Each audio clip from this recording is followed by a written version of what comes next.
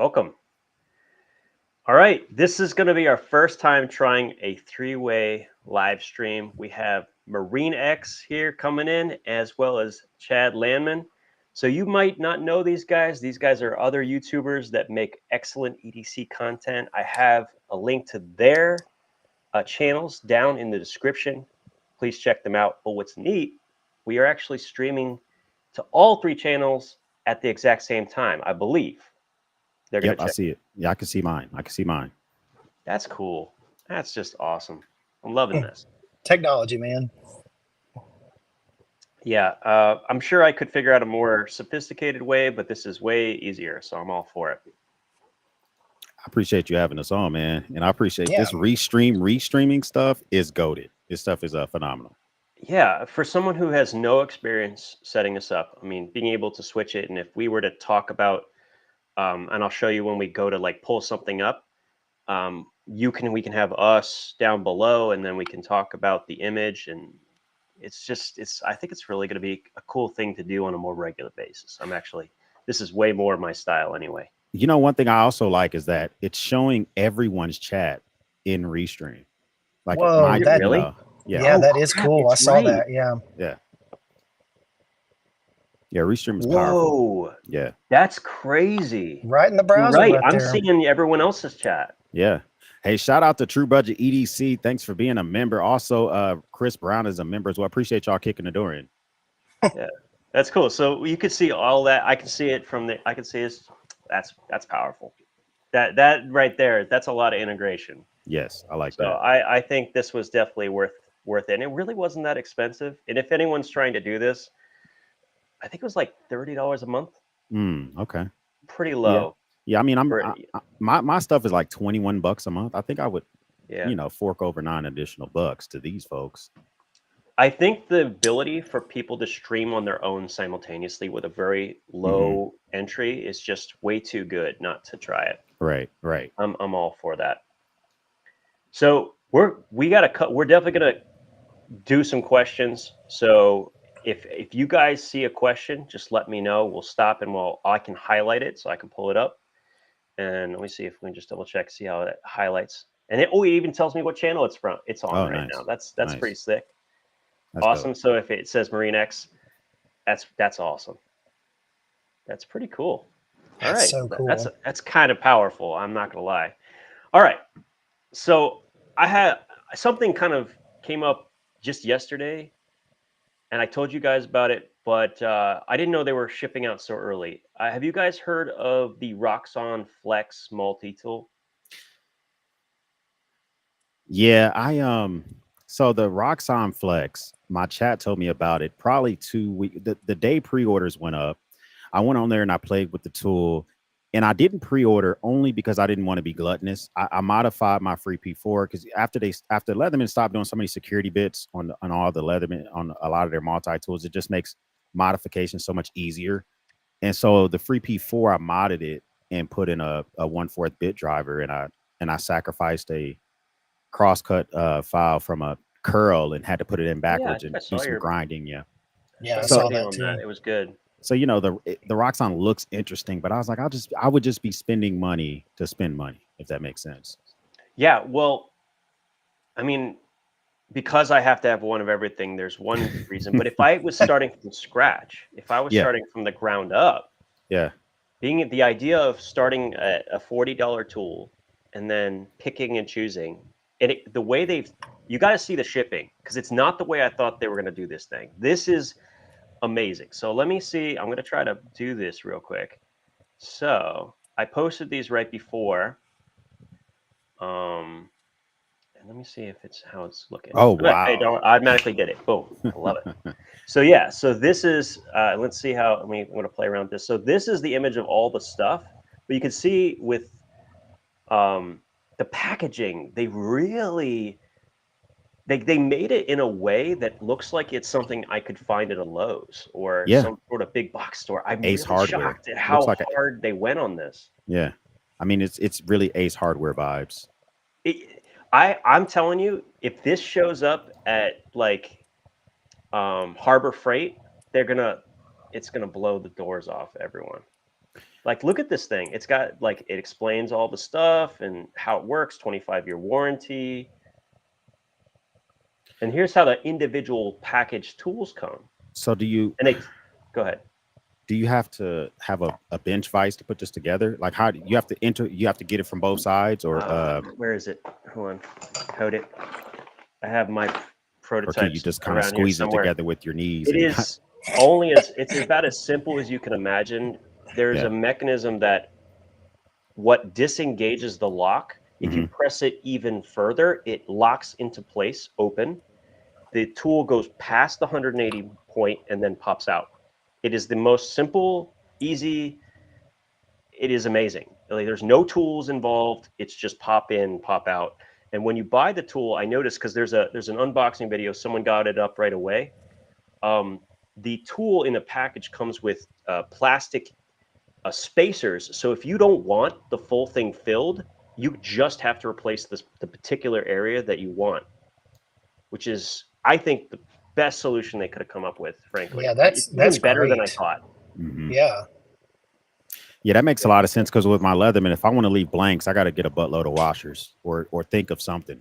You know? Well, they have, it comes in the so the package comes with this is smart, spare set of cutters, very smart, and it also comes with a Torx wrench to adjust the tool. So if you want it to slightly tune how, because there's no space between them, like there's no washers between them, so you're going to have some clumping. So you can control how much or how little of that you want. I've been very interested too. to see this. Absolutely. Yeah, I did a couple videos on it already because I got some pre-production samples. But the second I saw your video, Dom, I reached out to them to see if I could get something from them. But oh yeah, they probably would send you one if you ask. Yeah. I'm sure they will. So, like, a lot of these folks, when they send it to you, are they expecting content, or they just sending it to you, or what? Well, I've been talking with them for a few years.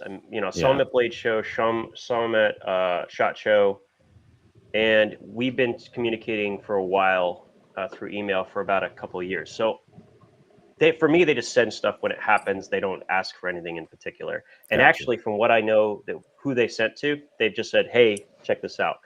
Who wouldn't want to show it, though? It's just they don't have to say anything, really, right? Because who wouldn't want to show this thing? It's too good. As far as a conversation piece, even if you don't believe in it, you don't want it, it's still just, it begs the question: Victorinox, why aren't you doing this?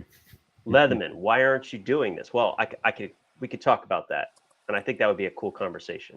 But like, they have like this T8, right? It's T8 bit scalpel holder, small and large. So they have one that's in long slot or short slot. The blade, they don't have one-handed blades yet, so that's something that is noticeable. Do you think this is too hard for somebody at the scale of Victorinox to do? Do you think this might be easier for a smaller company like Roxon to do? Well, let me close this up for just a sec. So here's the thing. There is no one who could do this better than Victorinox if they chose to do it. They won't do it, and I'll explain why. Well, they have their reasons. Their entire platform is automated to such a degree. The accuracy with which they assemble a tool, like Leatherman wishes on its best day, it could make a Victorinox tool. Yeah. If you've ever seen their like how it's made, like modern version of that, it is the most advanced, like sophisticated for an older design. It is ridiculous. But the general gist is they could program a machine and have it basically build everyone's as they go without question. They could do it. I mean, it's the Swiss. They're going to be able to do that. The problem is it does two things. It does three things. Number one, it eats into their own models, right? That already exist. That's it right there. Money on the table. They're leaving too much money on there. I don't think that's the biggest reason. Yeah, maybe not the biggest. It ends up coming full circle, but if you do that, no one will ever make a custom ever again, because they're so expensive by comparison to what Victorinox will sell them for. The whole custom market will fall apart overnight, just gone. The custom market is one of the biggest reasons that used Victorinox tools are still sold. meaning that there's inventory moving out of stores for used product. But if that doesn't happen, the millions of Victorinox tools they make every single year, they have nowhere to go. It's kind of like having a bunch of cars on a lot. You can't sell it till last year's gone, and the problem is they won't be able to move them as quickly. So plus, I mean, to do that type of capital investment, you know, it just, I don't know if for them the juice is worth the squeeze. To if their customers aren't complaining, if enough customers aren't banging on the drums for it, to do that type of capital investment for the Swiss machines or for whatever they would have to do, because I'm assuming that it would be some kind of rework of plant or warehouses in order to make it this flexible to compete. But if they don't feel the need for it, if you don't feel someone nipping at your heels, you're not going to make that type of capital investment. It's going to take so many years to get that overhead, to catch up with that overhead cost. You know, this is a good question. What about the American service knife? Have you guys seen this yet? I was wanting to, I saw that question. I was wanting to answer it, actually. I have heard a lot of people talking about the American service knife. I want to hear what you have to say, though, Dom. Okay. Well, I had a conversation with... they're pricey. Well, I had a conversation with Medford directly about this knife when it first came out, because I was pretty excited when it was announced. I thought, what a great idea. An American knife, premium steel, nice design, maybe, you know, didn't have a pocket clip, which I was like, oh, maybe they'll make it later. Yeah. I was like, well, what if we, like, you know, are you going to, like, make it so we, you know, we can make our own tools and put it in? So he not only said no, he said, if you do that, I will go after you with everything I have and I will tear down your company. I'm like, whoa, all right, bro. Okay. Calm yourself. But actually, if you've ever held one, they are very robust, very thick layers, very thick. Like, it's almost a 4-layer Victorinox for the same thickness of 2 layers of the acid knife. Yep. So I saw one just a couple of weeks ago, and they are incredibly well built, and Magna cut steel on them. But yeah, but I don't know if they're worth the price, and it's a very interesting thing to think about as far as in the context of Victorinox and these Roxon tools, for sure. Victorinox, well, I want to be clear. I don't think Victorinox will have to worry about any of these guys, because even though they are so well made and they're made in Switzerland, the reality is they still sell them at such a low price, at such a high quantity. The sheer scale of Victorinox makes them almost untouchable. Even China cannot compete 1-to-1 on price with Victorinox. You can buy, I don't know, let's say a Deluxe Tinker, an incredibly high quality tool for like $45. They could never make that in China at that quality for that price, even if they were taking a lower percentage. That's how safe Victorinox is. But maybe not forever, but at least for the next decade, I think they're okay. Another thing with Victorinox, at least whenever I go to Europe, and it's just kind of a staple. The size, the look, the logo. It's not an oddity to pull that out of your pocket in, you know, Rome, Italy, to open a package. You pull out a Wampin Leatherman, you know, people are looking at you like, are you about to rob my store? It doesn't make it better. I'm black with dreads, but as well as just like it's a lot different when you're over there already and you're on, you know, I'm on a bullet train coming from one part of Italy to another. It's okay to pull out a Victorinox and use the scissors to open up the little food that they give you or whatever. You know, that's not an oddity. You can get a jet setter, and they're starting to make more of them without knives. At least I saw that on CNN.com. So it's like, you know, you guys saw the same article I did. Probably. Yep, I did. This is actually where they're going to lose a lot of money. So this is this is exactly the space where modular tools make sense, and where they would consider doing it, where they would make a modular open source. I keep wanting to show the Roxon prototype, but I can't do that yet. And they are making a Swiss Army knife variation of their same tools, just a smaller handle you can put in your pocket. Who is Roxon? Yeah. Oh, okay. I can't show it yet, but this is where they could do very well as Victorinox. They could make a modular system, but specifically they don't make available knives at all. Like, so the way they get around the law part is like, oh, well, you know, you can be, you know, you could just go grab that knife and put it in there now. Like, no, we literally don't make it for this modular platform. So basically they make it modular for everything but the blades. What's the base price? Someone's asking in God's Guns Coffees. I wonder the base price of the Roxon. Roxon. Which one? The Flex.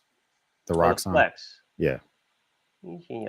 I can't find that. The comments now because they're going to fly real quick. But Mhm. yeah, so the base price. So here's what blew my mind because I thought it was different.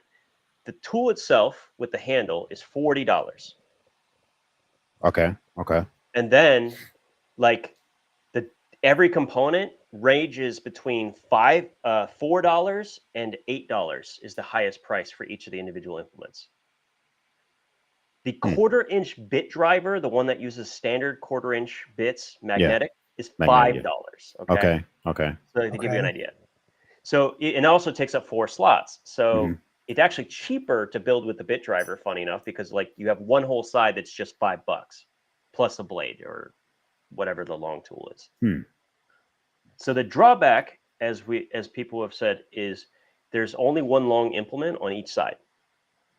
But I was able to find a way around this. I was able to get 4 long implements in there. I did a video on that as well. And so in theory, you can get up to 4, depending on which combination you make.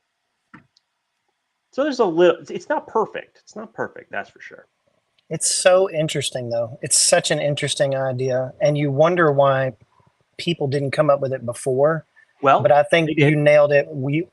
They did. Okay. Yes, the goat tool. That one. Yes. I forgot about the goat tool. There's somebody before, way about probably 100 comments ago. So I actually did have a Roxon Flex on the table. I forgot I had that. Yeah. Somebody mentioned the goat tool earlier.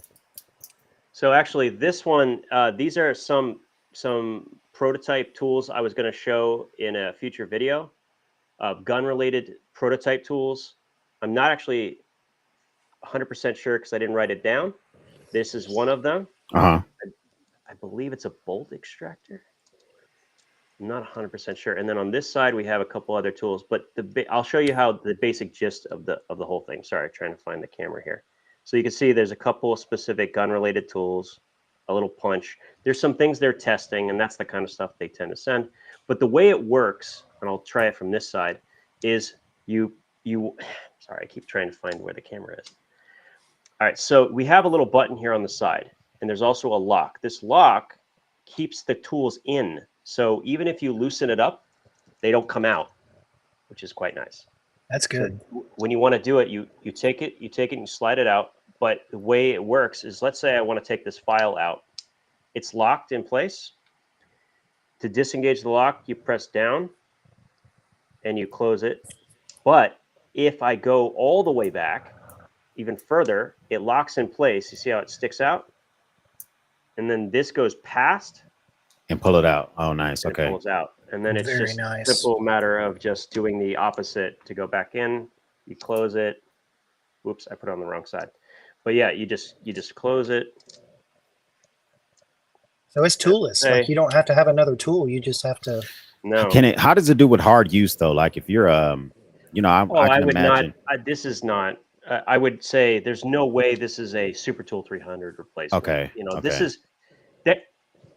Let me put it this way: most of the companies are safe in some ways. Like it's not going to replace the Dual Force, the Center Drive, or the Super Tool 300 Surge. Like it doesn't have. It does have an upgraded plier compared to their past generations, which I'm actually very pleased with. It's spring-loaded, replaceable cutters, and actually, I think they did a very good job. It's a 9-ounce tool, approximately fully loaded, so it's kind of in that mid-range.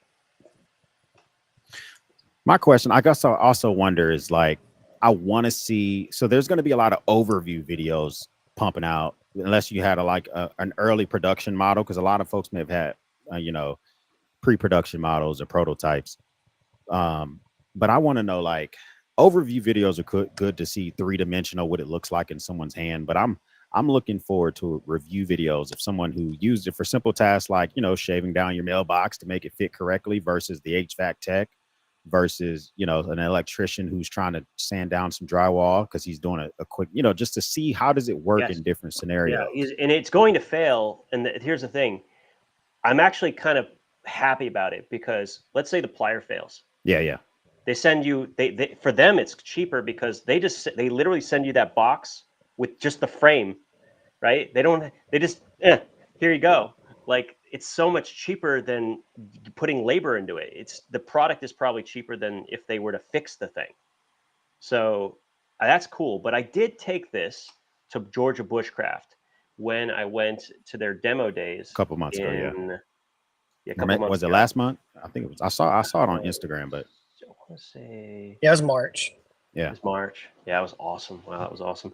But it is by far the most ergonomic multi-tool I have ever used, ever.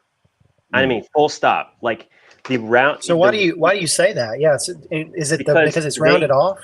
Yeah, what they did, and the reason why it weighs so much is there's a second layer of steel that's been. Oh, it's like a pressed. liner. Yeah, essentially that's what's hiding the mechanism underneath, and it's on both sides. So it makes it heavier, but it also makes it, when you're putting it in your hand, and I'm like was carving with it like for an hour, no problem, like zero hot spots at all. And I've never had that experience, even with like, this is probably one of the best ones. The Swiss Tool Spirit is one of the better ergonomic tools, and even this one was less ergonomic than the Roxon, which is kind of crazy. I got to tell you, it doesn't look ergonomic, and it doesn't look like it would feel good, but I'll take your word for it.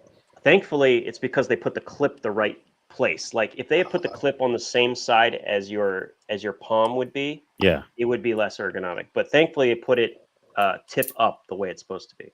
So. Yeah, and I'm sitting here holding a free P4, and I know I love the free P4 because of the free technology. But you know, when it's time to put in work with a pair of pliers, for me personally, I like holding the Gerber Dual Force, or even my older MP600 that was issued to me in the Marines. It's, you know, those feel more comfortable for long use versus the free P4. But yeah. I got to say, I got the T4 right here, and it just does not, ergonomics wise, using the blade is okay, but I've usually got another blade, and basically using any other tool is not incredibly ergonomic. But of course, I'm not using this for long periods, of course, but I still like it. The and T4 it's is still one of the good ones. It's definitely one of the good ones. I want to pose this question to all of us. I think this is a good question. Marine-X, if you were going to pick one under 100, which is a tougher thing nowadays, which one would you pick?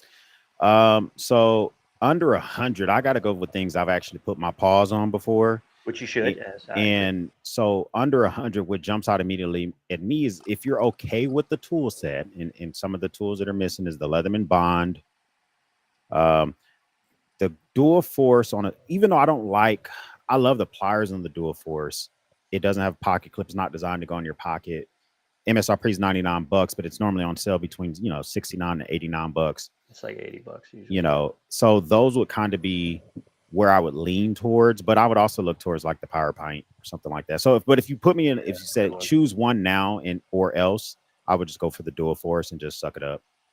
I have, going back to the Dual Force, what I found that's missing, like you were saying, there is no video out there of, like, I don't know, like a guy who works on a truck. Yeah. And all he does all day is bind things to that bed and use that Dual Force and go crank. You know what I mean? Like, I want to see someone post an angry video of like 6 months of use because he shattered that thing. Yeah. You know what I mean? I want to hear it. I want to, because like there's those videos for everybody. There's even the tough guys, you know, the Super Tool 300, and I've seen those. And I think that's the real telltale of whether people are actually putting it through the paces. I can't do it. I don't know. No, most of my stuff is just tinkering around the house. I do a lot of DIY around my house, but nothing is that hard use. And B, if I know it's hard use, I put together a little bag of real tools and take that to the room I'm about to work in. You know, it really just depends. Yeah, Chad, what do you think?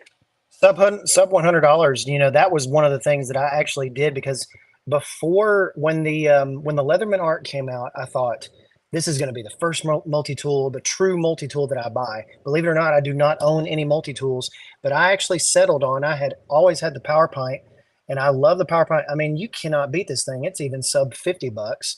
and you cannot beat this thing for that price. So 40. Yeah, it's 40. And but then I guess it was kind of an upgrade, but I have actually had this in my car, in my toolkit, have used it very regularly. Was the one that what just talked about was the free T4. Yeah, and it's like a what, lot of 70, all the ones they 75? made, that one was good. And Well, if you're yeah. asking me under $100, this is where I'm going right here. I said I made a video about the Bond. I still stand by that statement, but I think by today's standards, the curl is the modern wave that was from 1999. Like if you were talking about the experience I got my Leatherman Wave Christmas 1999, carried it for like 10 years.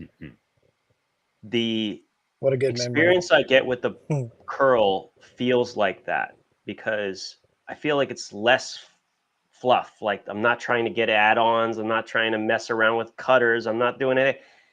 It has the pocket clip, comes in it. It has the right tool set I like. I'm so pleased with it, actually. Surprised. But yeah, I like it. Oh, Patriot Fever found the Power Pine at Shields for $20. That is an insta buy at $20. That's a very good price.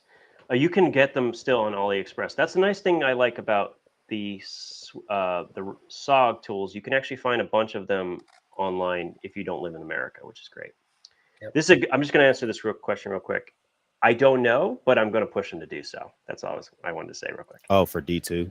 Yeah, D2, they have so this is one of their upgraded models. This is the, I broke the clip off of it on purpose, but this is their flash. It has a similar mechanism for deploying all the inner implements, but they upgraded the smaller ones to be German 4116 stainless. So it's a much more improved steel. And then the blade is D2. I want to see more tool companies, especially for multi-tools, use. I don't see a lot of them doing it, but like A2, I've seen I had a Hogue knife I just sold that I used for a while that was using A2, which is like a D2 on steroids when it comes to sharpening it in the working edge after the factory edge goes away. I don't know how much more it would cost, but it just, I don't know. I kind of want to, I don't know why. I don't know if it's the carbon isn't high enough or if it's too costly or whatever. I want to see more of that, especially if that could be suited in a multi-tool overall. I think where Roxon is kicking everyone's butt is that tool has Victorinox level steel and everything, but the blade, which is D2, and it's only $43 with replaceable wire cut. I mean, they're really cleaning everyone's clock right now. They're jumping up to the point where I can't ignore Roxon in the tier list. I actually am redoing my little tier list thing because I'm like, I can't ignore Roxon and Nextool anymore. These are two companies that are genuinely making their own designs. Yeah. And they're really upping the game. So a lot. Designed in the States, made in China, or what? No, these are designed in China, made in China. Now they have distributions here in America, so they have employees here. They sell it here and so on. Yeah. But no, they're designed. I met the teams when I was at SHOT Show. They really want this market. They're like, no, we're gonna figure it out, and they're getting there. Nextool is behind Roxon though. Roxon is going to kick people's butt with the Flex, I think. Will they be at Blade Show, you think? Blade Show Atlanta? I know for a fact they will, and they will have Flexes for sale. I know because I just talked to them today. Y'all gonna be there or what? You better bring enough. I'll be there. Can't wait. You driving or what? How you getting there? I'm flying. I am driving. I'm driving. Okay. Yeah, I send stuff FedEx. I send stuff FedEx to the hotel, and then I send it back FedEx. Because I'm not going to go to Blade Show with no blades. That's just not happening. Oh, I always go to Blade Show with no blades. So you can leave with them. So you had justification for buying more. Yeah, I go to Blade Show with no blade, and I will buy. So I went to Blade, Texas. Obviously, I live 40 minutes away, and CDC gave me a Hanson, but I ended up buying I can't even remember. What did I buy? I don't remember what I bought, but I go there with nothing. A, so pocket checks are boring because I don't have anything in my pocket.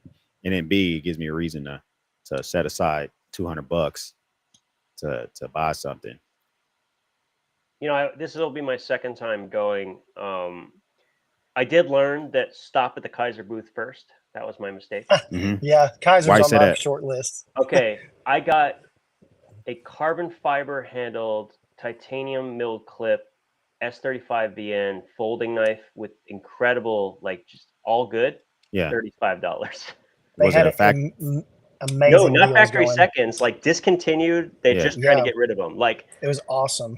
dude, they Wow. have like one left. They're like, here, there's one left. Like, it's like here. It's like quickly get it before it goes. Like it's that kind of thing. So like, there's the models continue to rotate throughout Mhm. the 3 days stretch because they're constantly just dumping them. I'm hoping I get another Milita. I don't know if you saw that one, but it is Yes. most of the Kaisers I get are like meh, whatever. Mhm. S45. It's a polished like oil slick DLC, and the tuning is perfect, and that never happens. So, I mean, Kaiser, the first time they reached out to me a couple months ago, and I said, hey, I don't, you know, we talked for a while, and I said, I don't want to promise you any content, so you don't have to send me anything because I'm probably not gonna. I don't do a lot of knife videos. I just don't. And they were like, well, you know, I But think I you'll like enjoy this. your knife videos. I will say I enjoy them very much. Yeah, when they come up, because they're few and far between. But I said, they sent me a drop bear and a sheep. What is it, sheepdog? I think that's what it's called. And I was like, you know, I love their version of what they, you know, their version of a crossbar lock. I think that they do it well. They're whatever they call their version of the axis lock. I don't know what they call it, but that drop bear, that thing is a Oh, penny it's dropper. the That thing's pretty clutch nice. lock. It's called Yeah. the clutch lock. Yep. Yeah. The drop bear is nuts. Yeah. It is disturbingly good. And it's what, I'm really 110? thankful that It's not very expensive at all. what is? It's like 110 bucks. It's not very expensive at all. What used to be, now you can get the What? 154 CM version for like 65. Mm. Oh wow. Okay. Like, and actually wait till Blade Show though. You'll get some of those that, because there's so many variations now. I guarantee they have a couple there, and they have a couple that are clutch locks that are the bigger size that I wanted to take a look at. I don't need more. Let me put it this way: I'm trying to get rid of knives. And, so yeah, I get rid of stuff. I do EDC cyber sales, and I get rid of stuff because I just don't. I feel gluttonous if I have too much EDC crap laying around, because this is my man cave. You know, it's not just a YouTube studio. Like, you're just where I hang out with buddies. I don't want to come over here and they're like, hey, dude, why do you have 15 bags sitting on your floor over there? so, you know, I try to get rid of crap when I can. Now, I did see a question, so because I usually do a giveaway during the live stream, and starting this month, we're not doing that anymore, but we are for members, and I'll just quickly say this: 5 winners for last month. I'm gonna post that about today, and then 5 winners for members at the end of this month. So there will also be benefits. I wanted to let you guys know something I found out. Bird IV, I don't know if you know their channel. They sell all their knives on Etsy, which I was like, really? You can do that? That's kind of crazy. I didn't know. Okay. But what I found out, which is even better, is that you can make listings that are private listings on Etsy, and no one sees unless they have a link to it.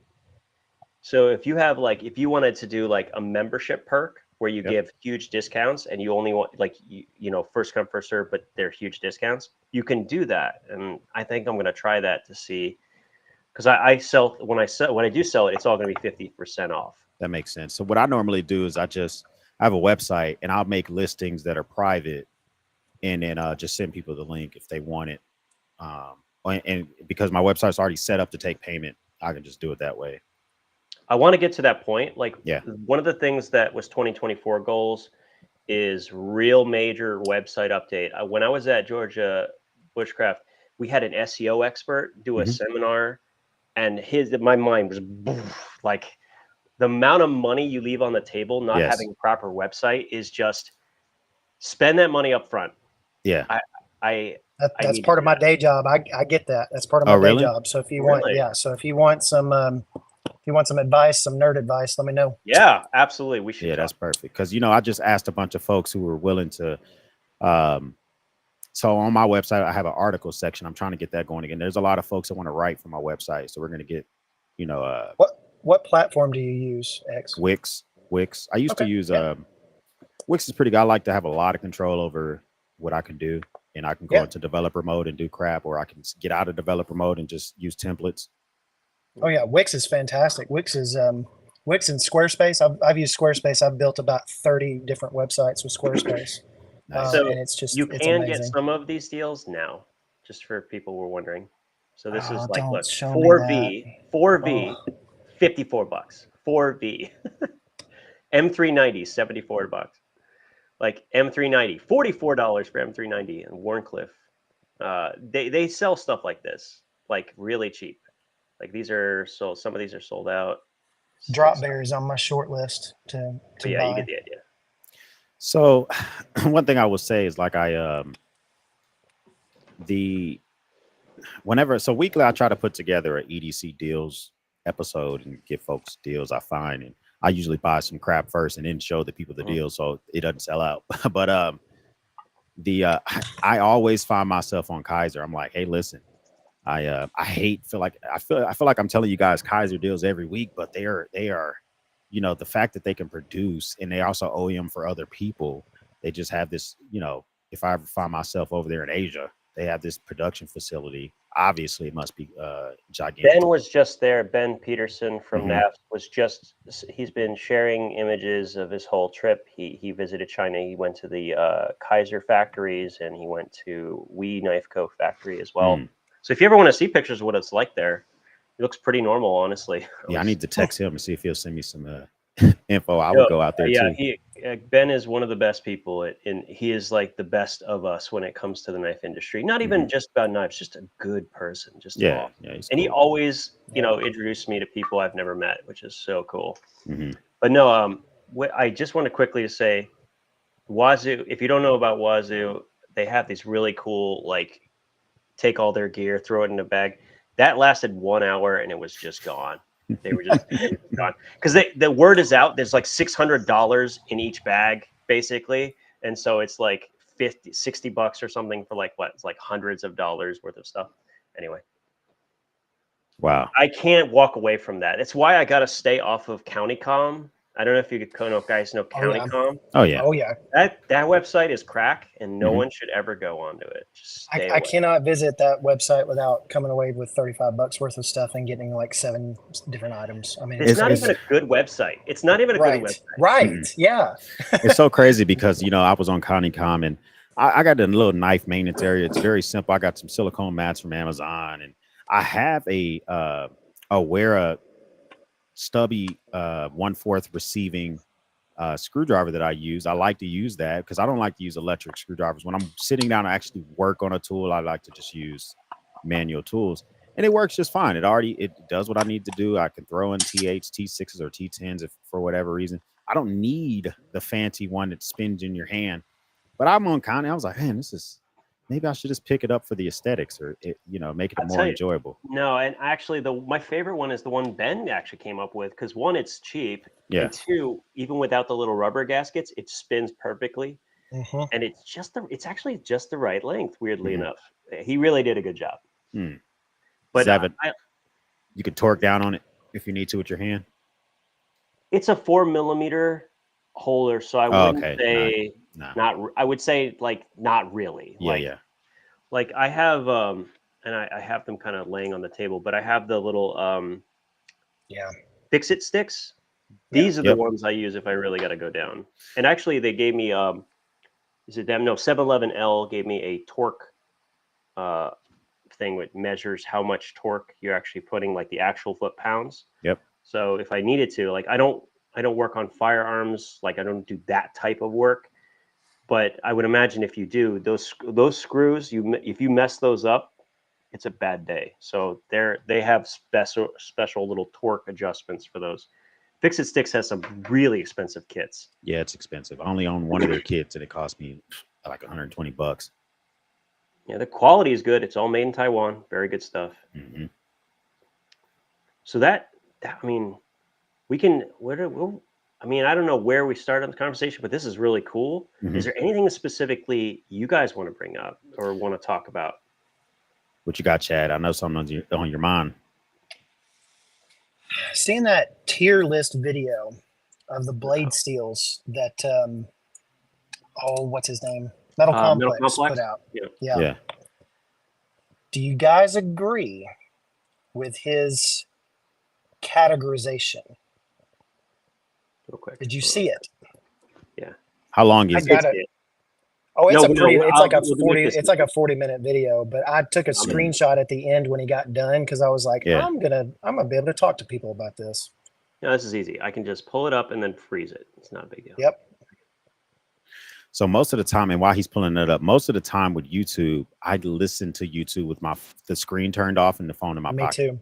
So Yeah. if your Well, content that's needs the way me I to listen to watch you it, all the yeah. time, X. Yep. Oh, appreciate that.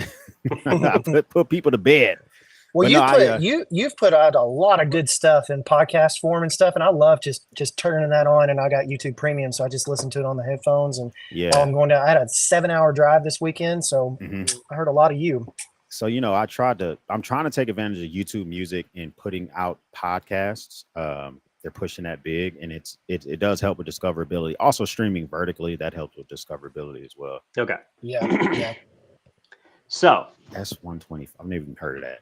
So okay, there's some I've never heard of on here, and so I'm glad to hear you say that. This is an important context for people who are coming in and going, "What the heck is going on?" Yeah. Okay, there are so many knife steels out there. Once you reach a point where it's less about using it every day and more about what does it feel like to sharp. What does it feel like to cut this thing? What does it feel like to sharpen this thing? I mean, there are just an incredible number. Now, because I'm a chemist and I love reading about this stuff, I geek out on it, but I really don't care that much. Yeah, that was my main question was, does it matter? Do you care? And most importantly, does the average person, the non-EDC, not paying attention average person care? And I think the answer is no to all of those. Great questions. Great questions. But I will tell you, there is one category of premium steels that I think have a justifiable reason to exist in knives for an everyday carry perspective. Now, when it comes to fixed blades and the functionality of really something you could stake your life on, an emergency tool, that's a different context. And I think that's another one. But steels that can take any type of corrosion, any type of abuse in an environmental perspective have a place, I believe. I really do. Because even if you had a fixed blade, having the ability to put like a chef's knife folded into your pocket that you could literally let sit in an ocean is very different. Like it's very unique. It's a unique category. Yeah. Like, and so when we looking at this list, what you'll notice a lot, and he tells it by the way, this is really important. He gives some context at the beginning of this thing that's very, very important to the whole tier list, because he didn't say like which is better. Right. Crap. What did he say? I forgot. I know what you're talking about, but he was very careful in it, and I appreciated that, actually. He was very careful in how he said it. Yeah, context is everything. It's why when I did my tier list on multi-tools, I didn't say which was better. I said which ones are irreplaceable. Yeah. That was how I rated it. Well, let's just talk about his steels, because like the steels that are there, because some of these are really weird, and you've probably never heard of them. So I know that, well, before you jump into that, and I I agree with you, like, it really depends on how important it is to you. One of my buddies is he's an underwater welder, and he works in different places around the world, and he fixes all sorts of stuff underwater. And he was off the coast of Brazil, and he takes a knife with him from Terrain 365. They're knives that are, I don't know if you ever seen their knives before. They're made of terrarium or I don't know what it's made of. I saw them at Blade Tech. The second one at the top, it's dendritic cobalt. That's actually the actual formal name of it. So he takes that in the ocean with him and has no issues. He can use it underwater. It's not steel, so it actually does not. It's literally not iron at all. Yeah. It's like using titanium, basically. It's a completely different thing. It can't take a beating. Like you absolutely cannot hit that with a log or anything like that. Terravantium. That's what it is. That's it's like saying Band-Aid. Thank you, Palmer. It's like the a brand name. brand. Yes, the brand name of it. Yeah, so that was, so I see that right next to the S125V, which I've never even heard of that.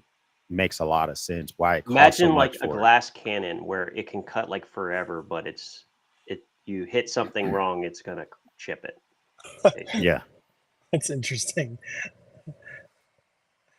I do think it's Man, interesting in this list. Okay, so you know what? Rather than going to specifics, because no one really cares, I think Yeah. going back to the bigger picture of what you were saying, Marine-X, about should you care? Mm-hmm. That's the more important question. Should you care? Well, I know what I think care about when I Right. choose a knife. I know the things I care about, which Right. is I care about the working edge after the factory edge and the beauty goes away. Like how long until I got to sharpen that trash? Like how long can I go before I have to sharpen it? And if you only own 2 knives, you know, I own 50. Well, now less than 50. I'm proud of myself. But when Oh, when I own wow, 50 good for you. knives, then it's like, oh, I don't really feel like sharpening that. Let me just grab another. I'll put that on the desk and I'll watch a NASCAR race this upcoming weekend and I'll sharpen it during the NASCAR race. But some of my buddies, one of my buddies has a Benchmade Griptilian. The butterfly logo is completely rubbed off. He hasn't sharpened it in years.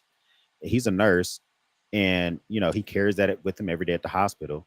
And he just wants to know, like, how long is the working edge going to work? I don't care. Whatever I need to pay for to not have to sharpen it as often. He doesn't care about HRC. He doesn't care about that stuff.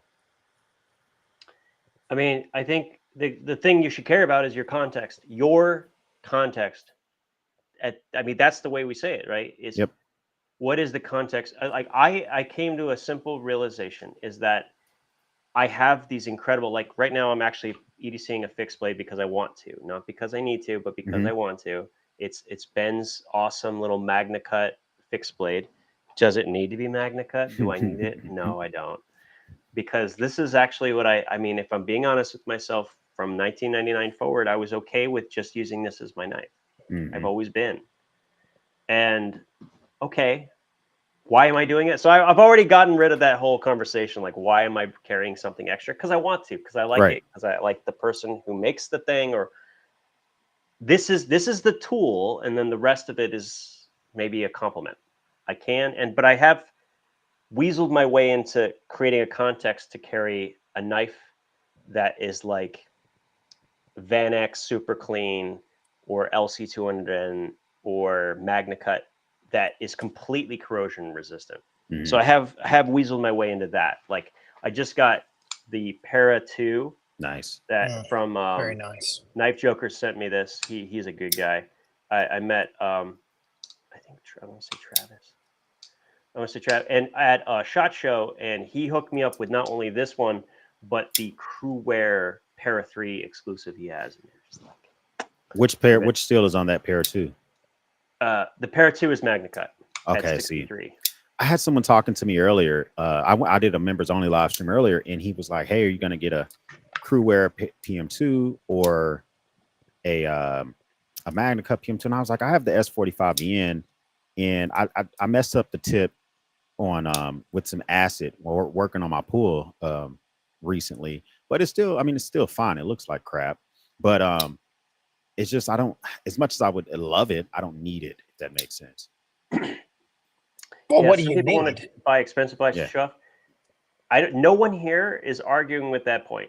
Like, that is completely not true. At all. Yep. Not at all. And in fact, like when we talk about knives that are just mind-blowingly good for low cost, this bad boy right here, which is the Cold Steel Airlight. Yeah. Have you tried one of these things? Is that what is the Triad? It's a Triad lock, but look at how thin it is. Yeah.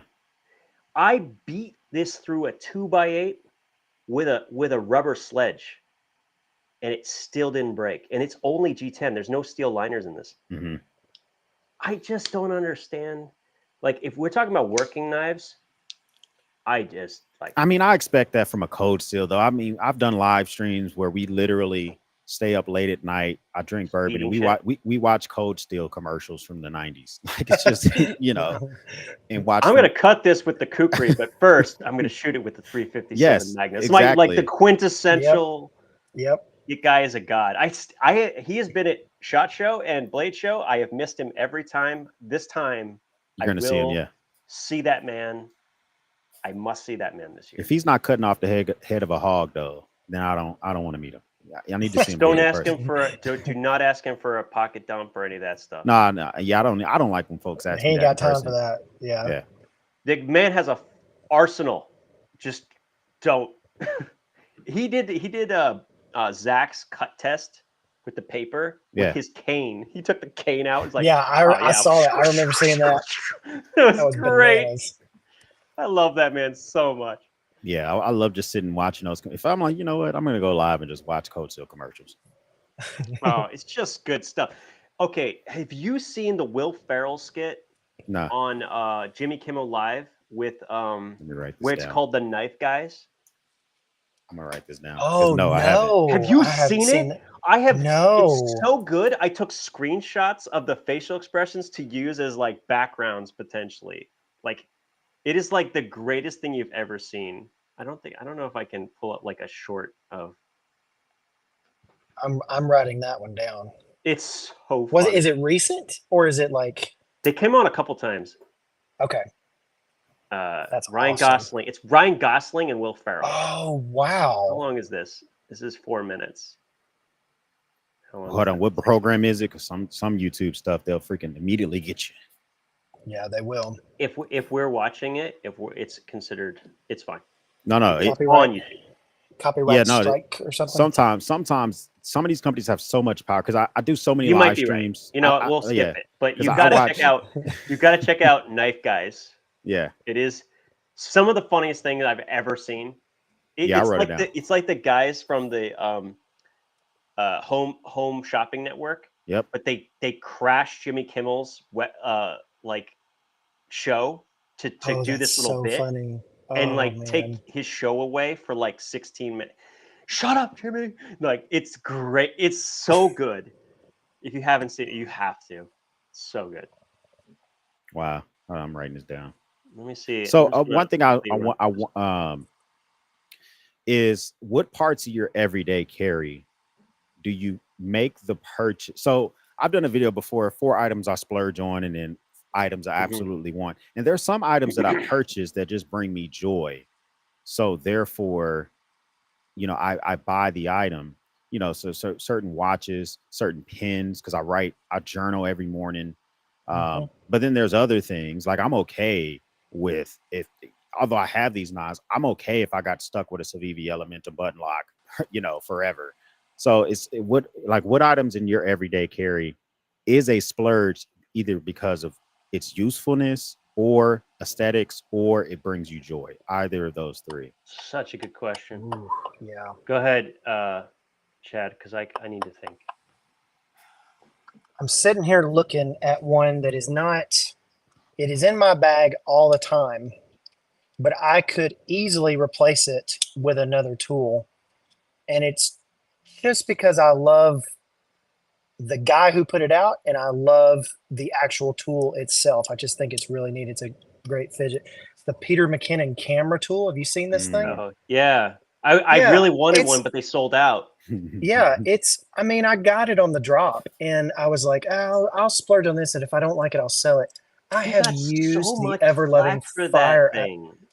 He did. He really did. I mean, I just love it. I wouldn't EDC. I would not put this thing in my pocket. It's too bulky. It's too heavy. But as a camera tool and as a tool for my day job, where I'm constantly changing out things that are that hex key big, you know, that Allen key set big, and I got all these other interchangeable things. It's just amazing for me, and I've gotten so much use out of this. And plus, I just like fidgeting with it too. So that's my choice right there.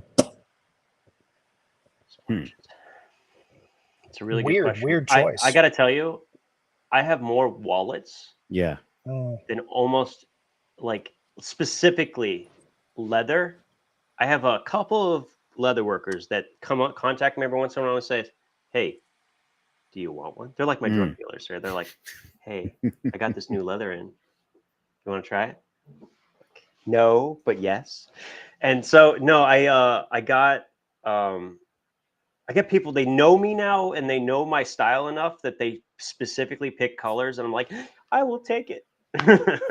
So wallets, I have a ton of leather wallets, but specifically leather wallets or things that are made by hand that I can carry with me.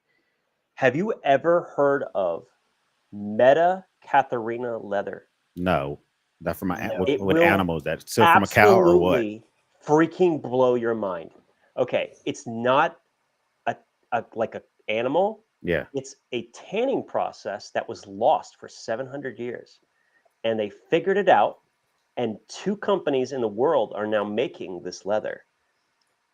What Okay, is it called Marine-X, again? What is it called again? Meta Meta Katharina, meta spell like it sounds. METTA, I think. Okay. Katharina. I Anyway, it's know the I've name of heard a of that. ship. It's the name of a Yeah. ship that was Yeah. sunk, a Russian ship. So they found the ship. They finally found a shipwreck.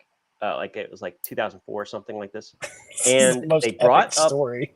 Yeah, so this is great. The story's too good. Okay, so they bring this leather up. They make stuff out of it because it's still good because the tanning process prevents water incursion. The tanning does not use animal products. It uses like hickory and I don't know what else, but it smells like, I swear to God, it smells like bourbon and actual smoked hickory, not like the barbecue, but like the burnt Ooh. wood. Yeah, It yeah. smells like Ooh. that all the time and still does. It is it is ridiculous. It is the greatest thing you've ever seen. You have to get something in this leather. It will Please blow bring your that mind. to Atlantis just so I Yeah. can Oh, smell it. Yeah, I have I swear to God, I don't know how it can hold the smell. It's so crazy. It's See, amazing. things that bring me, listening to that now makes me want to research it. See, the things that bring me joy that I spend the Research money is on amazing. Yeah. is like things that have a historical context that I can link to my EDC. So like you can easily grab me by the scrotum with a good story with a field watch. If it has to do with World War II or Vietnam, you know, I own a Boker M4 knife, which is made from the M4 Sherman tanks. Yep. That's cool. And so That's like, cool. so like that type of stuff, it brings me joy. So somebody may say, well, X, you spent, you know, $900 on that watch, or you spent $500 on that watch. I'm like, yeah, but this is a company who won the first contract in Vietnam to make a watch that can go 1,000 feet below sea level or 30,000 feet for pilots. And it was worn by CIA officers. It was also worn by Navy SEALs. Like, so that type of heritage kind of grabs a hold of me. And I'll splurge on those items within my everyday carry, you know. So Yeah. No, I actually, unfortunately, I got the watch bug a little bit. I will refuse. I don't like mechanicals, but oh and my I just made gosh, you just hurt my heart. no. In fact, I just finished. I'm not finished editing yet, but I did my video is 0 mechanical, 100% awesome is the name of the title. Is the Oh title. my gosh, why don't you like mechanical? I'll give you like you're being 6 targeted, reasons. X. So first of all, I hate things that are not accurate, and Okay, I can yeah, it notice it loses the about 2 minute seconds a off. day. Yeah. Yeah, and that's the first one. But the bigger reason is my experience with them was I had them, I loved them. They started getting out of whack. I Mhm. went to go get them fixed or tuned up, and they're like $150 or $200. I'm like, Yeah. the watch was $275, and you're asking me to pay how much? Yeah. And they're like, no, no, it's probably cheaper just to buy a new movement. I'm like, that is the most wasteful thing ever. Chad, what do you like? Tell me you like mechanicals, man. I don't. I like them. I watch I'm content sorry. on it, but I won't wear them. So listen, It's not that I don't have anything against mechanicals. It's just not Yeah. my thing. Okay. So I did a video, 5 ways a watch can save your life. Oh, here he And- goes. And you know, there's just so many things that it doesn't have to be a mechanical, but an analog watch. 5 different ways a watch can save your life. I did a video on that a couple months ago. That's actually cool. I should watch that. Yeah. And I turned a lot of people when I did that, because a lot of folks, I like to pull people away from digital and from, although I'm wearing a digital watch today, I like to pull people away from smart. I try to pull as many people away from smart watches as possible. There you That go. I agree with. Digital, that I analog. agree with. 100%. We concur on that because because I I've need shed something my that Apple Watch completely. I need something that tells time Yes. that doesn't create a new distraction for me. So Mhm. when I wear Yes. this watch, the purpose is specifically to still keep track of time without being like, oh my God, like distracted. And I'm Yes. very distractible. Mhm. Very distractible. How long ago did you scrap your? What is that? This is a Ver Racing R1 Yep.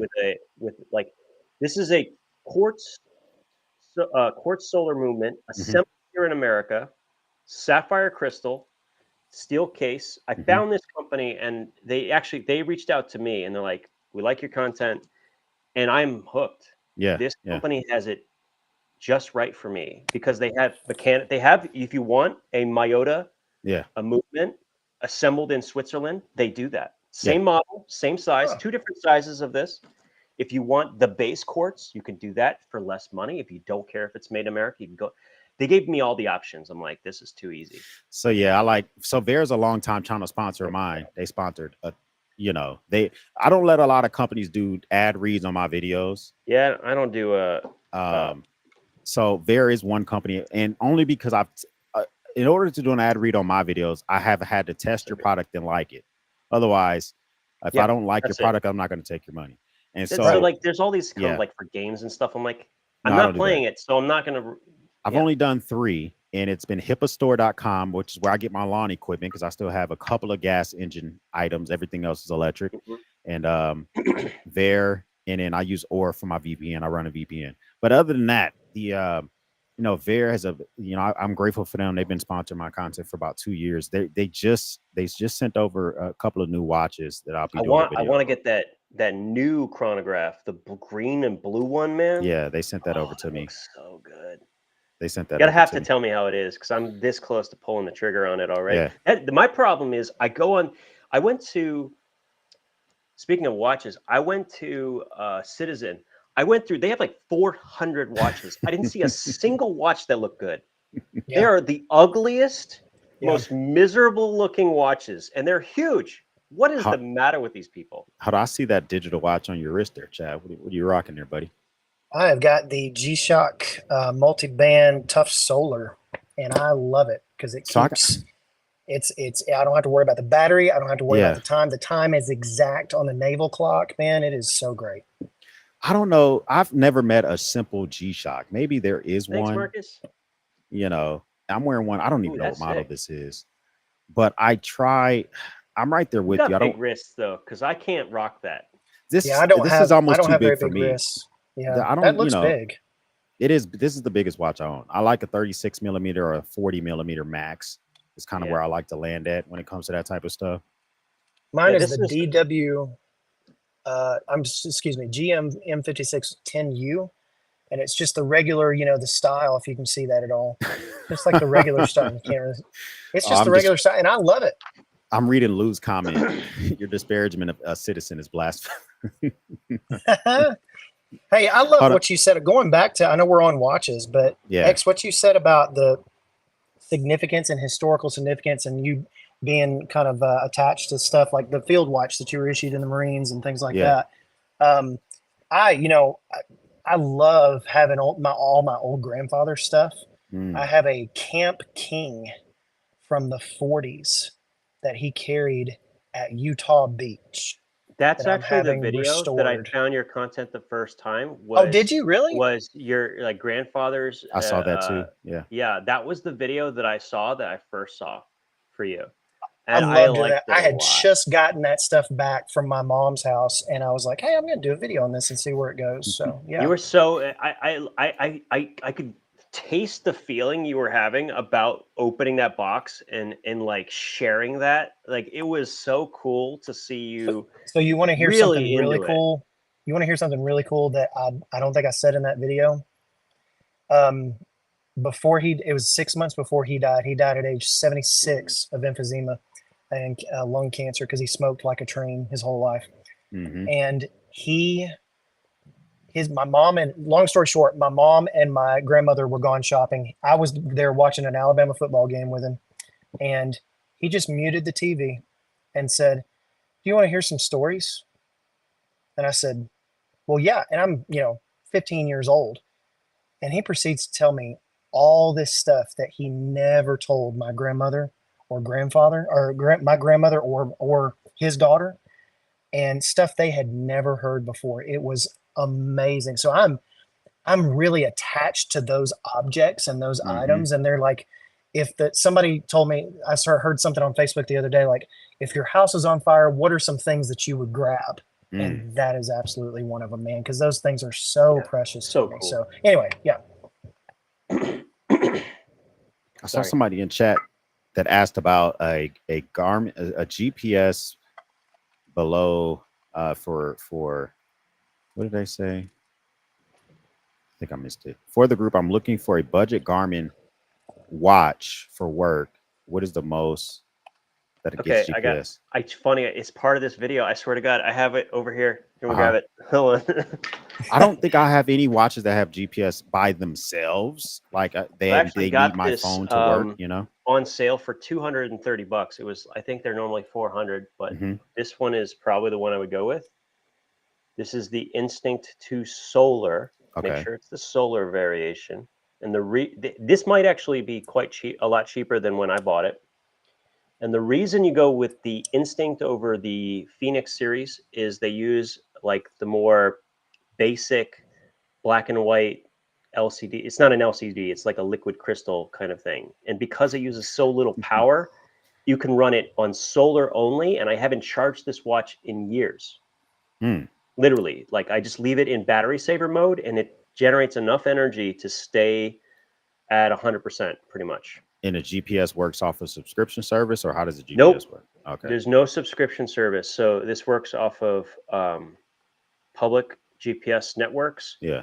And it has point of way. It doesn't have like an actual map, but it has enough waypoints. Yeah. And but the other thing that's really good about it, what makes it so good, is I got it because I wanted to have something that measured blood oxygen accurately. And it was within like 2% of a actual blood oxygen thing. So it was a peace of mind before we had it, the vaccines or any of that stuff. I just wanted to know, hey, is my blood oxygen below 80? I probably should go to the hospital right now. That was basically the general gist. And so it was peace of mind for me on top of the other functions. But I definitely recommend this one. It's probably the easiest, like low hanging fruit as far as Garmin's concerned.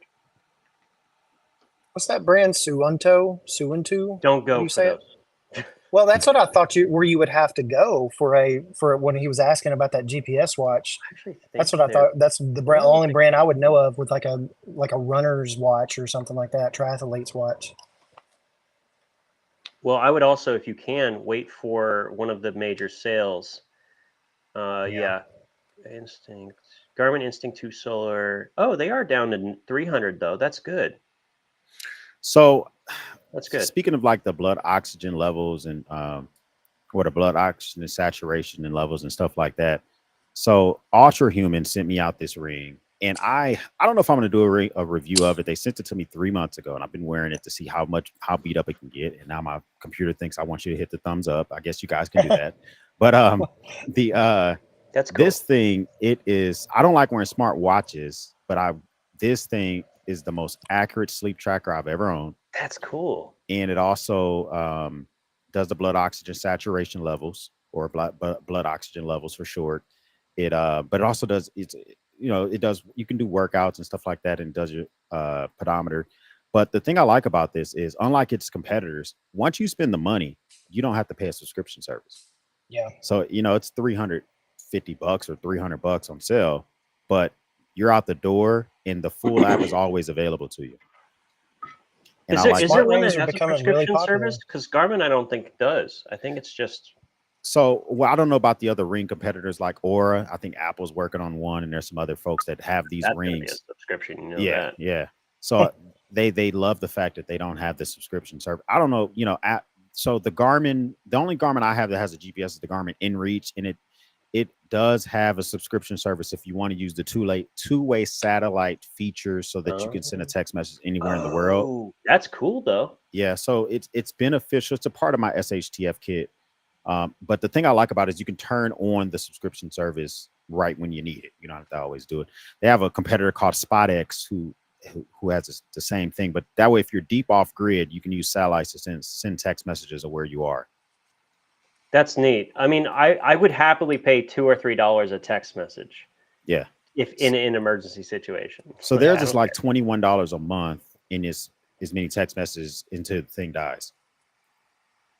And it uses satellites. But Garmin, the inReach is like 350, whereas the Spot X, I think the starting price of that is like 250. And I think they have a subscription service as well. But are you guys into SHTF prep stuff or you know what? I think that you can't really be in in everyday carry if you're not like you're kissing that edge where you're becoming. And I always was thinking the what ifs anyway. I just like to have a reason. I want to have it. What if I want to have an adventure and I want to be capable of doing those things? Not necessarily what if, everything so comes down at once. You still come to a similar conclusion, except you're less paranoid and a little bit less stressed out.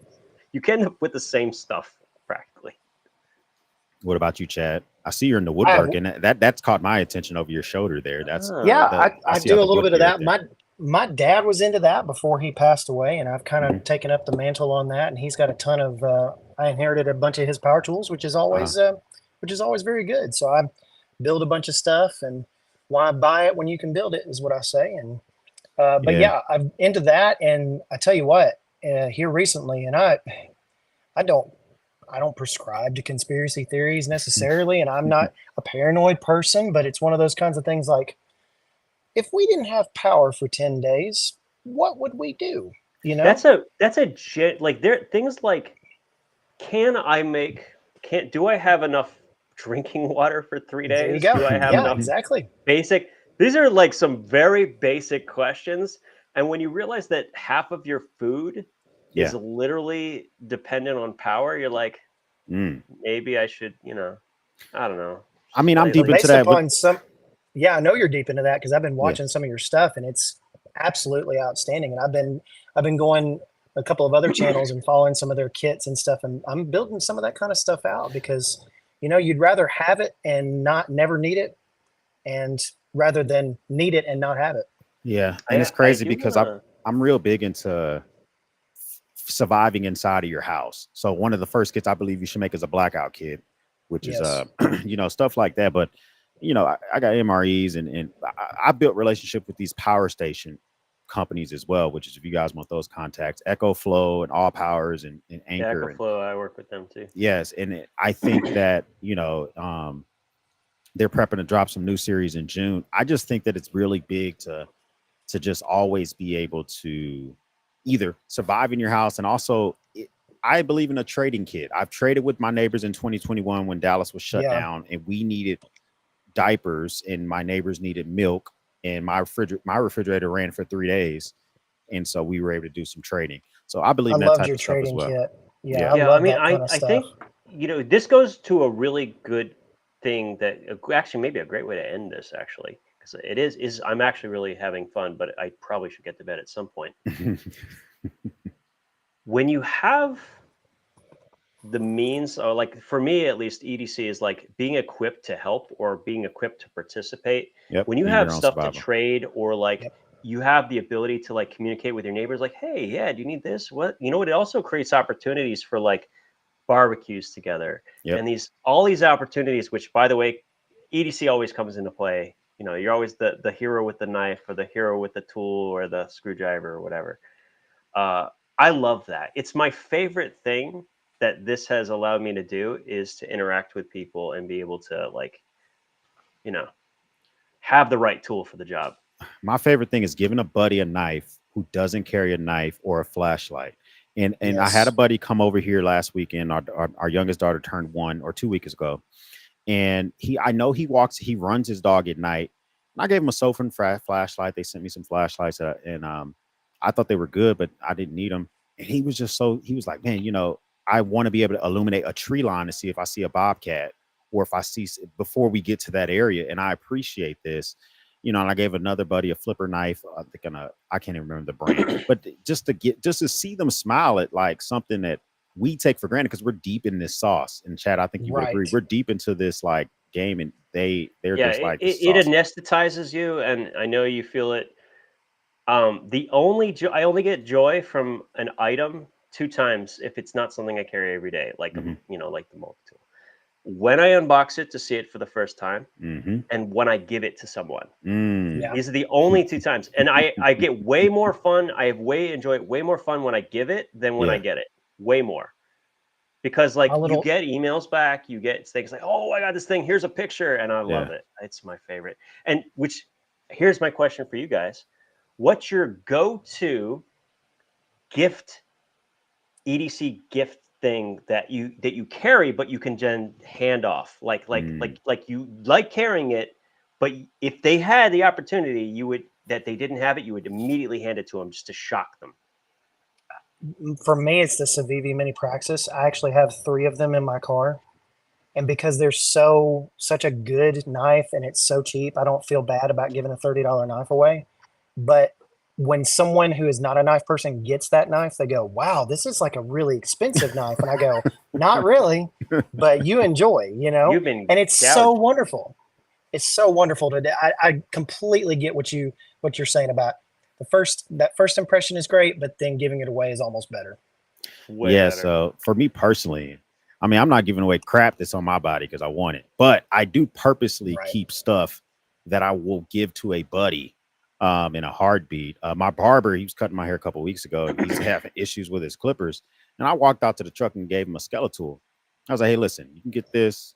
These bits aren't the greatest, but you're fixing clippers, so you're not going to be breaking bits every week versus if you're hard using as an HVAC guy or something like that. And he loves it. A couple years ago, I gave him a nutsack admin pouch. He uses that thing every day. So, by giving a gift to me, and someone probably started giving you a gift. It was a father or a cousin or a friend. The Marine Corps, yeah. They gave Marine Corps. They gave me a Gerber. They gave me a Gerber Fast Tanto Auto, and I still have it. I was able to get permission to take it when I left the Marines. Oh, and you still have yours? Yeah, S30V, aggressive Tanto, partially serrated. I had Josh Smith over at MKC, Montana Knife Company. He sharpened it for me a couple weeks ago, and I love that knife. It's fantastic. Awesome. Yeah.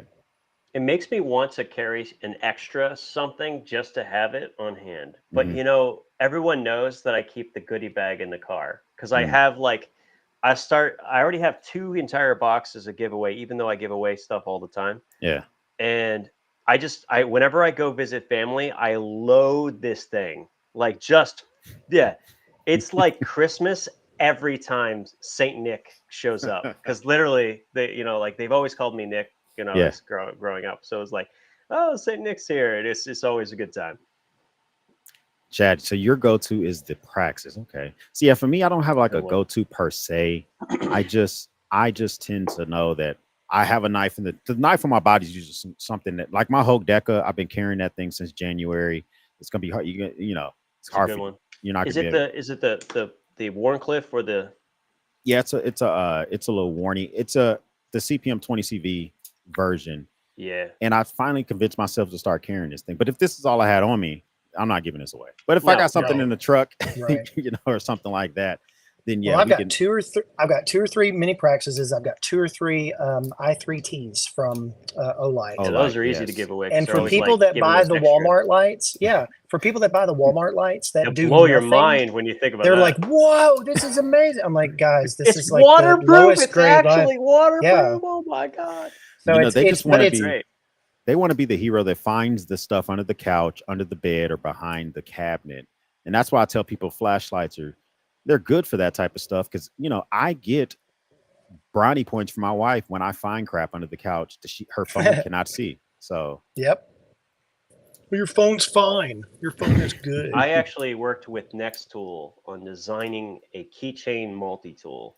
And I was adamant about a couple things. Number one, I want to be able to give it to a 6-year-old. Yes. And a 106-year-old. So it has no blade in it, but it has scissors. It's it's new. It hasn't come out yet. Oh, it's new. Okay. I have it. Prototype. I like this one. So here it is. Here's the prototype. So it's just like their Nextool Mini Sailor, except that I wanted it to be really light. So they drilled a crap ton of holes. They got rid of half of the outer layer, and they replaced the metal in it with a glow-in-the-dark little tab. instead of the steel, so it makes it glow in the dark, and it's lighter, which is awesome. That's cool. That's But cool. the thing for me is it's a little bitty pair of pliers, and it's also a scissor with screwdrivers. That's it, and it's something I could give to anyone.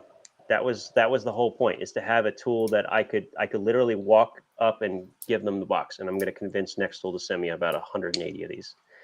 Because a normal person is going to take that, Dominic, and they're gonna keep it. That's what they're going to use for like 80 to 90% of the stuff they do for the rest of their life, man. Yeah, I mean, I wanted something I could give to like kids. I want my daughter to be able to have one, and if she accidentally takes it to school, she won't get in trouble because this is perfectly fine. Yeah, I just gave my daughter a Leatherman style PS because it doesn't have the knife.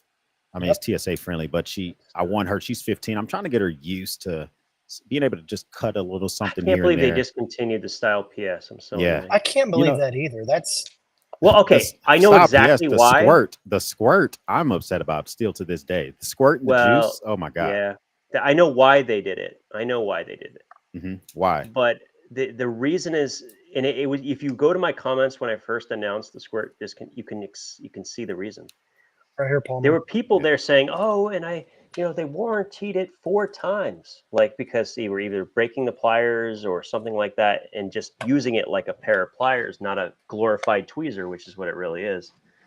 Yeah. And they had 25-year warranty on these little tiny tools. Wow. So they screwed themselves because they were doing the same warranty level replacement for a tool that could not withstand like any of that stuff. Yeah. So they riveted the damn thing. So like every time it broke, they gave them a new one. Yeah. Ooh, nice. Yeah, they could bring it back, but they would not have the 25-year warranty. They could, but they're probably just going to skip it, I think. Just keep rolling that thing over. I just saw Marcus O'Brien in the chat. Did you see his video about the best Leathermans? Yeah, I like that one. That was good. I loved that video. That was amazing. Good video. Yeah, that was first off, I like his accent. You know, it freaking makes my wife melt when I put him on the big screen. But you know, they got this Scottish American over here melting wives' hearts. But I thought it was a good video. That was a great video. Yeah, I heard. But the squirt and the juice, I mean, it's just, I remember I did a giveaway, and I gave away 6 Leatherman juice multi-tools, and I decided to purchase them and just send them to people's address instead of sending them to so I bought everything. I did the giveaway on a Friday. I shut down the live stream, logged on the Leatherman, did 5 orders, and I did 6 orders, sent one to my house, and then sent the other 5 to the people's houses. And the Leatherman called me on a Saturday. A rep called me on a Saturday and said, "Hey, we were just wondering, is this credit card fraud? Because you're sending 5 Leathermans to 5 different addresses." And I was like, "Oh no, I can appreciate the fact that they called me to figure out, you know," and it was under Marine-X, and to figure out if this was a fraud charge before they allowed the order to go through. So I like that type of stuff. I think the juice was another great example of what happened with the squirt. Mm-hmm. The pliers, such a compact tool in the S2, but every other version they had was this big honking handle on this really tiny little plier head, and none of them made sense except for 2 tools practically. It was the KF4 and the S2, and they discontinued those pretty quickly, unfortunately. And they never made it to Europe. Oh, okay. Yeah, JD like where said it would actually Leatherman Micro. I love the Micro, but he's right about the scissors. They always kind of get choked out. They always bind. And they're now $50. Oh, good grief. $50. Oh wait, did I get his country wrong? Did I get Marcus' country wrong? I can't. Marcus.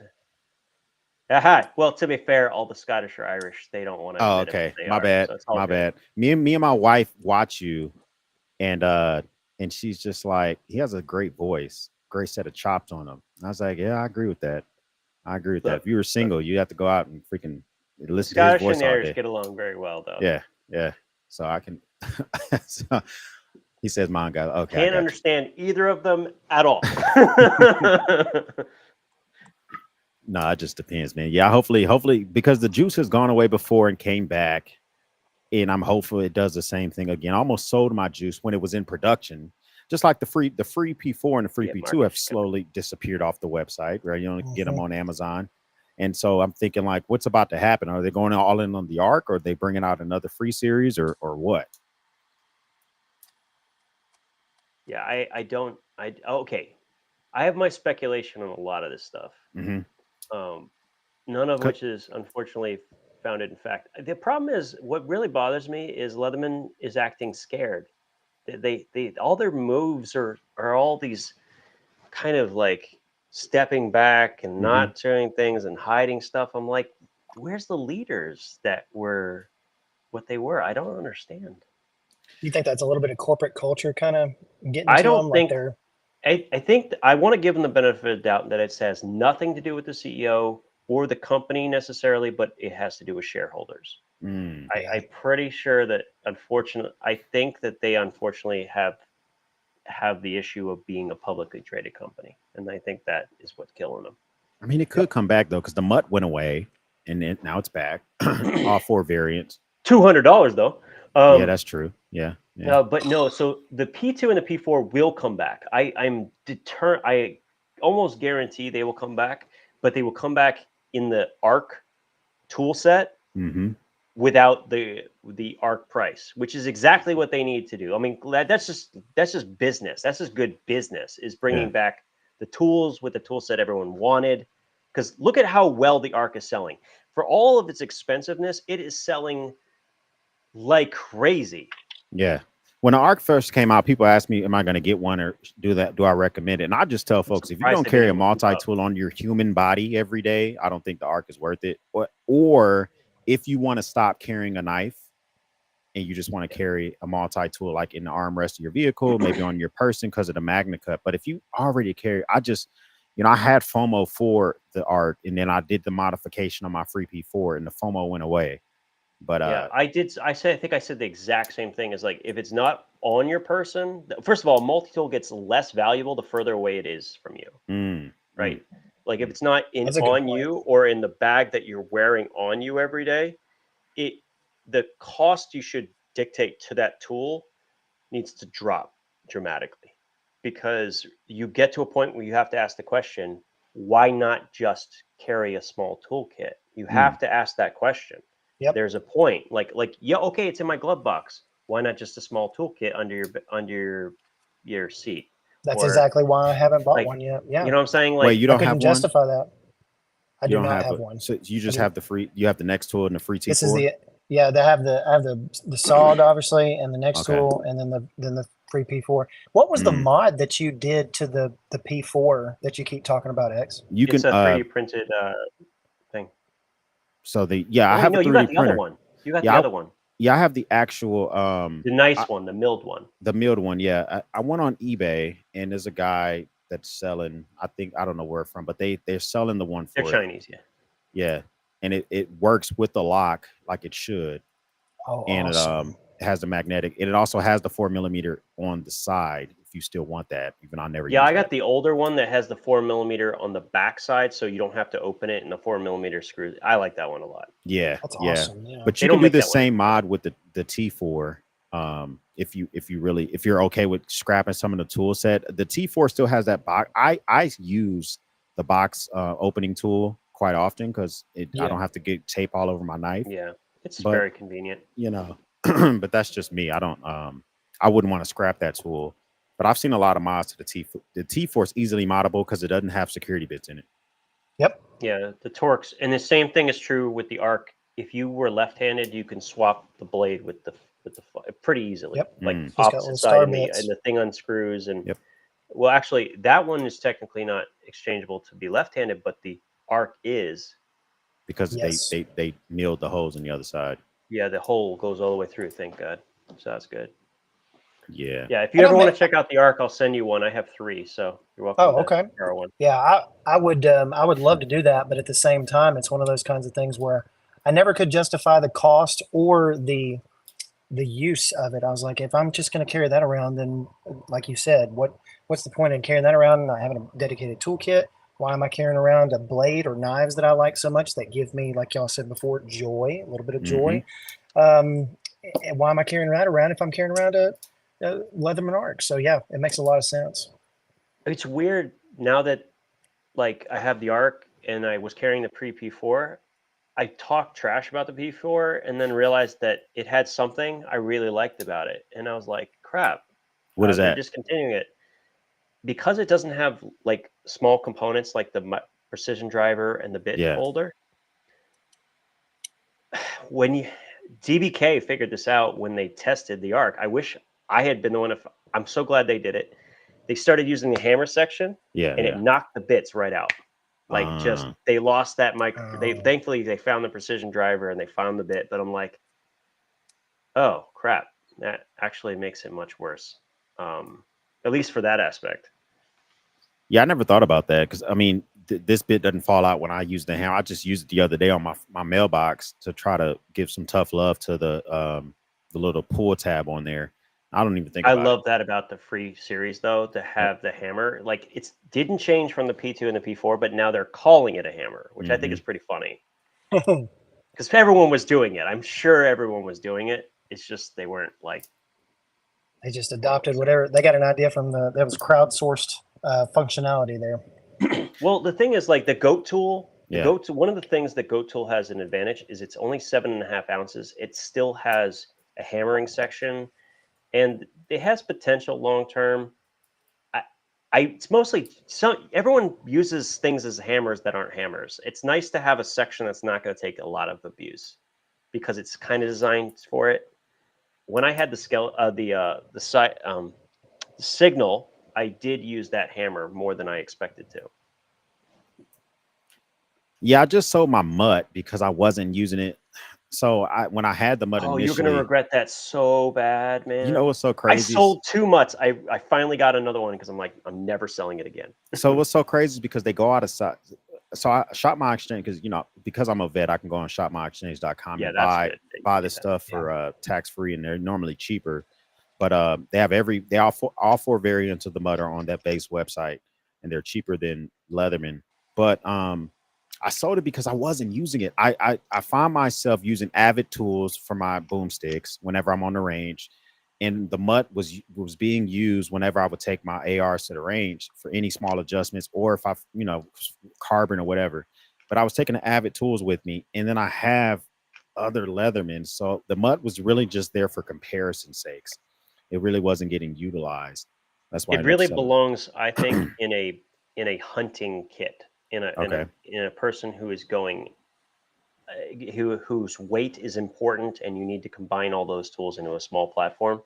That is exactly the output, because it has a threaded section in the plier for gun cleaning or any other attachment, along with the ability to be expanded very easily. Like it has a very small niche, but the niche it fills is there's almost nothing that does it well. Like other tools might do it, but I worry that they'll hold up the way a mutt will. Like I'm pretty much sure that tool could go through war and it would probably hold up.